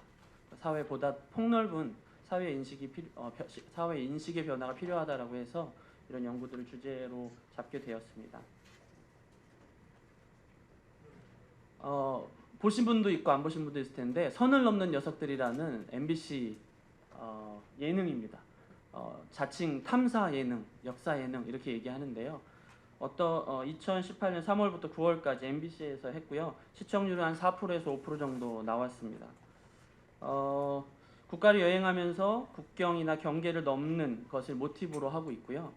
김구라 그리고 설민석, 이시영 등의 이제 연예인들, 역사 이제 교사 그리고 또 시사 상식에 이제 관심이 많은 사람들이 그 국경을 넘는 거예요. 근데 여행 프로는 많이 있었는데요. 이 프로가 이제 조금 차별성이 있었던 게 뭐냐면 두 국경을 맞대고 있는 나라를 방문하면서요. 모티브를 이쪽 나라에서 상대편의 나라의 국경을 건너는 경험을 꼭 넣었습니다. 그래서 멕시코에서 미국으로 넘어갔던 경험이 이제 요 오른쪽에 있는 사진인데 굉장히 기억에 남아요. 왜 그러냐면 멕시코에서 이제 미국으로 넘어갈 때 이미 트럼프가 장벽을 세운다 이런 얘기가 있었었고, 그다음에 그 뭐라 그러죠? 이른바 이렇게 이거 체크인이 아니라 이제 패스포트 할 때 굉장히 떨리는 형태로 나 이거 들어갈 수 있나 뭐 이렇게 굉장히 걱정하는 형태로 연출을 일부러 한 것 같더라고요. 그래서 경계를 넘는다는 게 어떤 나라에서는 되게 자유로운데 그렇지 않다라는 것도 보여줬었고, 프랑스에서 독일로 넘어가는 에피소드 있었는데 그 프랑스에서 독일은 지금은 자유롭게 넘어가지만 사실은 프랑스와 독일 간에 얼마나 오랜 동안 앙숙관계였는가를 설명하면서 과거엔 그렇지 못했으나 지금 이렇게 되는 것들에 대한 의미도 얘기를 했었고요. 그 다음에 가장 하이라이트는 요르단에서 시작해서 이스라엘을 거쳐서 팔레스타인으로 들어갔던 편이에요. 제가 생각할 때 연출진이 이거를 처음부터 기획을 갖고 여기까지 갔던 게 아닌가 하는데요. 국경이나 경계를 넘는다는 것은 정보나 지식으로는 절대 알 수 없는 것이죠. 체험해야만 알 수 있는 정보나 지식의 부분이고, 그런 것들이 우리 사회에는 많이 있습니다. 그래서 시청자들에게 우리가 직접 할 수는 없지만 대신 이제 체험을 해보는 걸 전달하는 형태의 프로그램이죠. 오늘 저희 주제와 생각해 보면 북한 이탈 준비 문제가 우리 한국 사회에 굉장히 중요한 문제라는 걸 저희는 알고 있습니다. 그런데 그것을 체험해 볼 일은 많지 않습니다. 최병학 박사님께서 쓰신 글에 보면요, 우리나라에 3만여 개가 넘는 편의점이 있는데 어딜 가나 편의점이 있게 느껴지고, 요즘에 이제 경제 구조가 바뀌면서 동네 가기보다 편의점화 되고 있죠. 그래서 어디나 있는 게 편의점인데 북한 이탈 주민이 3만 명이 넘거든요. 그럼 편의점을 보는 만큼의 빈도수로 우리가 북한 이탈 주민을 만나야 하는 건데 그렇지 않다라는 거죠. 저도 이제 제 인생에서 한두 명, 대학 때 저희 동아리에서 도왔던 자매, 끝내 동아리에 적응하지 못하고 이제 제 길을 갔고, 제가 영국 유학 때 저희 교회에 와서 도와달라고 해서 도와줬는데 어느 정도 한계에 부딪히니까 이제 어려웠던 게, 그런 아주 제한된 경험밖에 없기 때문에 경험적으로 얘기해야 되는 부분들, 그러니까 당위성과 이론적인 게 필요하지만 그런 부분들이 필요하다라는 것이죠. 그래서 경계란 무엇일까라고 할 때 경계를 정의하는 것들이 많이 있겠지만요, 사전적인 이제 정의로는 사물이 어떤 기준에 의해서 구분되는 한계를 말하거든요. 그리고 우리가 흔히 생각하는 지역이 구분되는 한계를 경계라고 하죠. 그런데 그것만 있는 게 아니고요. 경계라는 다른 한자의 의미로 사용되는 경계라는 뜻은 옳고 그른 경위가 분간되는 한계이기도 합니다. 도덕적이거나 윤리적이거나 그런 의미를 구분짓기도 하거든요. 그래서 여기서 우리가 생각하는 경계선들이 이제 물리적이거나 눈에 보이는 것만이 아니라는 것들을 알 수 있죠. 그래서 선과 악이나 거룩과 세속이나 정결함과 더러움과 같은 그런 구분들이 이어진 그런 경계선들이 다양하게 있다라고 하는 것이죠. 제가 조금 이따 말할 수 있는 이제 선행 연구에 이런 대해서 많이 얘기하는 게 뭐냐면, 이제 우리 사회가 다문화되고 다원화되니까 여러 가치들이 충돌하고요, 여러 많은 집단들이 이제 갈등을 하거든요. 그래서 인정의 정치라고 우리가 많이 요즘 말을 하는데, 그 많은 집단들이 서로 만나고 부딪히면서 이게 이제 어떤 이제 이론화가 되고 눈에 그런 뭐라 그러죠? 개념적인 것만 되면 절대 이렇게 만날 수가 없는데, 평화학에서 가장 중요하게 생각하는 것이 뭐냐면 실질적으로 사람이 만나서 관계를 맺어야 된다라고 하거든요. 거기서 생기는 지혜가 있다라고 말을 하는데 어쩌면 우리는 그런 것이 없는 게 문제일지도 모르겠습니다. 경계 얘기할 때 가장 많이 하는 게 국경인데요. 저한테 있어서 한 개인적인 경험을 말하면 경계란 언제나 경계가 삼엄한 경계선의 이미지였습니다. 그거는 이제 군대를 갔다 온 분들 다 알다시피 저희 이제 한국 사회는 분단 국가이기 때문에 어디로 갈 수도 없고 유일한 경계는 분단선밖에 없죠. 휴전선, 죄송합니다. 그랬는데 여행을 한번 갔습니다. 한 10년도 더 된 일인데요.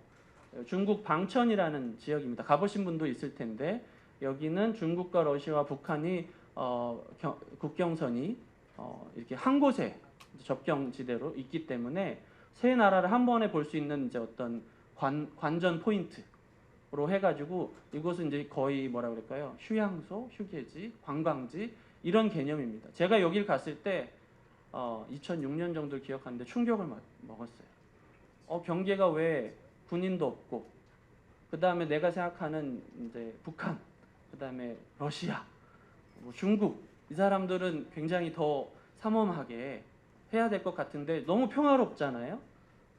그래서 내가 생각했던 국경과 경계는 뭐지 하고 이제 저의 개념이 또 깨졌던 기억이 있습니다. 이런 경계의 개념을 뭐라고 할까요? 문화적인 경계라고 할 수 있을 것 같습니다. 우리 사회에 있는 문화적인 경계 중에 하나가 바로 남한 사회에 있는 북한 이탈 주민에 대한 보이지 않는 경계가 아닌가 생각합니다. 사람으로 살고 싶었다라는 책에 있는 인터뷰 중이었는데요. 대한민국 우리 받아줬지만 한국 사람들은 탈북자를 받아준 적이 없다. 이 말은 법적으로 혹은 제도적으로는 우리가 이제 진행이 되고 있지만, 그리고 그들을 우리의 시민으로 받아들이고 있지만, 눈에 보이지 않는 장벽, 눈에 보이지 않는 경계인 측면에서 우리 사회에는 탈북민을 아직도 받아들이지 않고 있다라는 것을 말하고 있습니다. 그렇기 때문에 이런 눈에 보이지 않는 장벽이나 경계에 대해서 연구를 하는 것이 필요하고, 그게 바로 문화 연구의 필요성이라고 생각하고요. 저는 북한 이탈 주민이 어떻게 윤리적 의식을 갖게 됐는가에 대한 연구들을 앞에 분들이랑 이론적인 분들을 얘기했기 때문에 한국 사회가 갖고 있는, 남한 사회가 갖고 있는 북한 이탈 주민에 대한 인식, 그분들이 북한 이탈 주민을 어떻게 생각하고 있는가에 대한 인식을 분석하기 위한 방법으로 영화나 대중문화라고 하는 장르를 선택했고요. 이 대중문화를 연구한다라는 것은 이제 저희 문화연구 쪽에서 어떤 얘기가 있냐면은 개인의 인식이나 개인의 생각들은 다 여러 가지 통로로 다양하긴 합니다. 그러나 그것들이 형성하는 여러 가지 경로는 개인적인 사람도 있고 뭐 교회도 될 수 있고 뭐 공부도 될 수 있는데, 대중문화라고 하는 언론이나 미디어를 통해서 갖게 되는 공동의 기억을 말하거든요. 매개된 기억이라고 하는데 이걸 이제 집합 기억이라고 말합니다. 혹은 알레이다 아스마는 그것이 과거에는 그렇지 않았다가 변동도 된다고 해서 문화적 기억이라고도 하고요. 그다음에 미셸 풀코 같은 사람들은 한 시대가 갖고 있는, 대중이 갖고 있는 고정화된 이미지, 기억이라고 해서 대중기억이라고 하고요. 거기에 대한 대한기억으로서 저항기억이나 대한기억을 말하기도 합니다. 이런 기억의 투쟁의 관점에서 말할 때 미디어는 이 기억 인식, 사람들의 인식을 어떻게 서로 다르게 표현하는가, 우리는 어떤 것들을 갖고 있는가라는 걸 설명할 때 있어서 대중문화나 미디어나 뭐 영화나 이런 것들을 분석하게 됩니다. 그래서 오늘날 한국 사회가 북한 이탈 주민을 바라보는 인식이 무엇인가를 할 때 뭐 찰스 테일러나 주디스 버틀러 같은 사람들도 말하듯이 우리 사회가 북한 이탈 주민을 어떻게 생각하고 있는가, 어떻게 관계를 맺고 있는가, 어떤 기억을 갖고 있는가를 살펴볼 필요가 있다라는 거죠. 또한 김연경 씨는 이제 난민에 대한 책을 쓰긴 했지만 소수자라는 개념으로 얘기한다면 한국 사회는 북한 이탈 주민에게 사람으로서의 장소를 제공하는가? 여기서의 사람과 장소는요, 우리가 법적으로 이 공간을 주는, 그리고 살 곳을 준다라는 뜻이 아니라 사람답게 대우하는 곳에서의 장소를 의미합니다. 사회적 장소를 말합니다. 아렌트도 비슷한 얘기를 했었죠. 그래서 선행 연구를 살펴보면 요거는 스킵을 하도록 하겠습니다. 앞에서 많이 말씀해 주셨기 때문에. 그런데 북한 이탈 주민의 속성들은 다양하다. 그리고 북한 분단 후에 주민일 수도 있고 탈북 후에 탈북자일 수도 있고 한국 입국 후에 북한 이탈 주민일 수도 있다. 그리고 그런 사람들 정의 내리는 개념에 있어서 이번 연구가 전체적으로 저희가 갖고 있는 것은 경계 혹은 경계인이고요. 경계를 넘어온 사람들, 그리고 초국가적인 특징을 갖고 있는 사람들, 그리고 경계인의 어떤 특징들, 그리고 한 지역과 여러 지역들을 넘어가는 것에 생기는 윤리적 특성들을 얘기하고 있습니다. 두 번째는 저와 같은 이제 문화 연구자들은 이제 영화나 대중매체가 어떻게 영향을 미치는가에 대해 연구를 하고 있는데요. 크게 두 분류로 나눠지는데 첫 번째는 북한 이탈 주민들이 어떤 영화나 TV나 드라마를 봤을 때 내가 그걸 어떻게 받아들이는가를 살펴보거든요. 그래서 위에 같은 경우에는 내가 이걸 보면서 이런 것들을 느꼈다. 그러면 이 사람들은 이 부분을 사랑을 이렇게 생각하는구나, 연애는 이렇게 생각하는구나, 가정은 이렇게 생각하는구나 라는 것들을 보는 연구들이 하나 있고요. 두 번째는 북한 이탈 주민들에 대한 남한 사회의 집단적인 의식, 집합적인 의식이 어떤가를 분석하는 연구인데, 두 번째가 이제 그런 연구에 가깝고 제가 이제 관심 있는 부분들은 이것 아래쪽에 해당한다고 하겠습니다. 그래서 이제 재밌는 거는 이제는 만나러 갑니다 같은, 이건 석사 논문이긴 한데요. 그런 TV 프로그램들 분석한 것도 있고, 최근에는 인터넷 댓글을 분석해서 사람들이 어떤 기사가 올라오면 거기에 대해서 당연히 한 가지 반응으로만 나타날 것 같은데 되게 다양한 반응으로 나타난다거나 아니면 어떻게 정형화된 형태로 패턴들을 보기도 하는 그런 연구들이 있습니다. 참고하시면 되겠습니다. 그래서 제가 관심 갖고 있는 질문은 뭐냐면 남한 사회 속에서의 그들은 누구인가라는 질문인 거고요. 거기에서 북한 사람, 남한 사람은 어떻게 나오고 있고 탈북민이냐, 이탈 주민이냐, 아니면 그들이 소수자로 그려지는가, 타인으로 그려지는가 등에 대한 얘기일 것입니다. 그다음에 남한의 대중문화 속에서 그러면 그들은 어떻게 재현되고 있는가라는 질문인데요. 뭐 여러 가지 얘기들 할 수 있겠지만 동정의 대상이 되기도 하고 희망의 아이콘이 되기도 하고 통일의 여건이 되기도 하고 혹은 우리 이웃이다, 타자이다라고 말하기도 하고 있습니다. 밑에 부분이 빠졌네요. 네. 그래서 경계인으로서의 북한 이탈 주민의 삶의 모습을 재현하고 있는 문화적 대중문화나 그런 것들이 있는가에 대해서 질문을 가지고 연구를 하려고 합니다. 이 연구의 특징은 다른 것보다 이제 영화를 분석하는 연구들은 이제 조금 있는데요. 북한 이탈 주민을 경계인의 관점에서 본다라는 것이고요. 그 이야기를 이제 4단계의 서사로 나누어 본다라는 것이 특징입니다. 그래서 첫 번째는 이탈 단계이고, 두 번째는 생존 단계이고요. 세 번째는 이주 그리고 적응 단계입니다. 그래서 이탈 단계에서는 아무래도 탈북을 왜 하게 됐는가? 그럼 북한 사회가 굉장히 어렵다 이런 것들을 말할 수밖에 없는 거고, 한 영화나 한 것들이 모든 걸 담을 수 없기 때문에 그 실상을 보여주는데 포커스를 맞춘 영화들이 있죠. 근데 그것들이 상당히 많기도 하고요. 그다음에 생존을 다룬 영화들도 있는데 생존을 다룬 영화들은 얼마나 이렇게 힘든 것들을 겪으면서 여기까지 오게 됐는가를 보면서 우리가 그 사람들의 이제 동화되거나 공감을 하게 되는 건데요.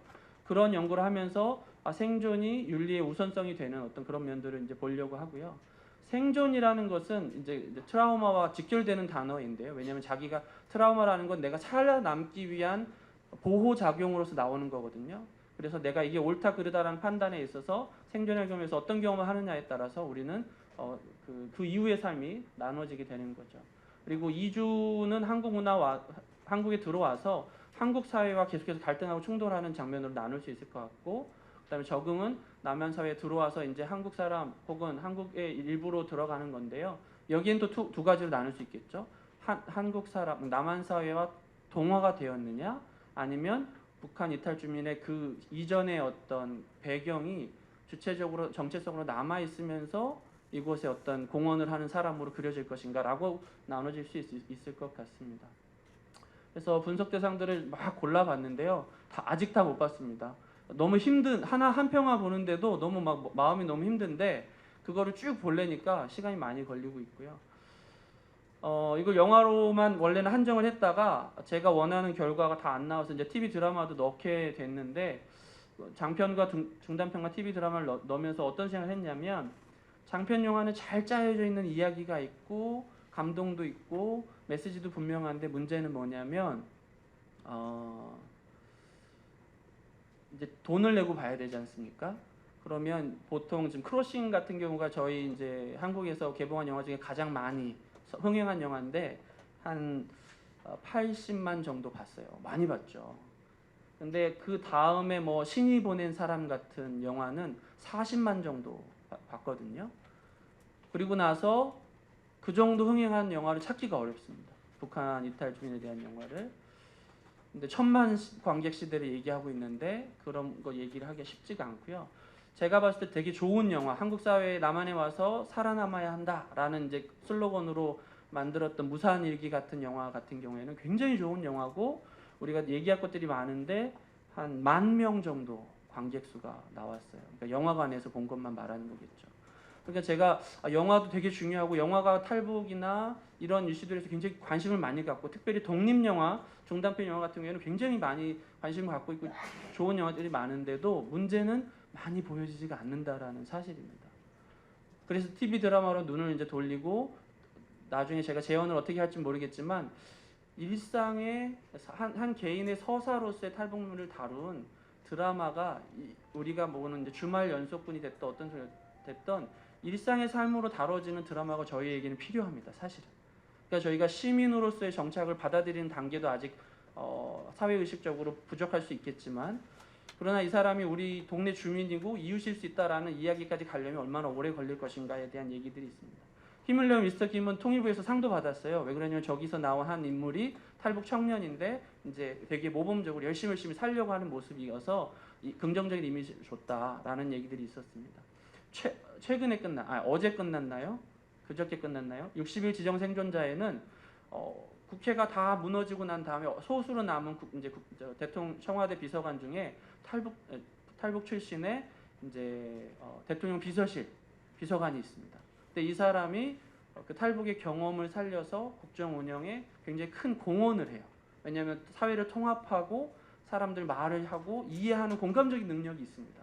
굉장히 독특한 케이스로 묘사된 사례긴 한데 드라마 자체는 미국 드라마 따라한 건데 재미는 좀 떨어지는데 교육적인 측면에서는 볼 것이 많이 있다라는 것입니다.